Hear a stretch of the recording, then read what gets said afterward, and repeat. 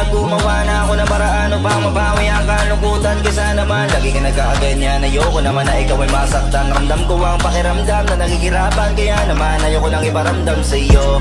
Malapit na ako, konting oras na lang ay magsasama na tayo. Malapit na ako, dyan sa tabi mo, konting tiis na lang mahal mo, wala na ang iyong lungkot. Sobra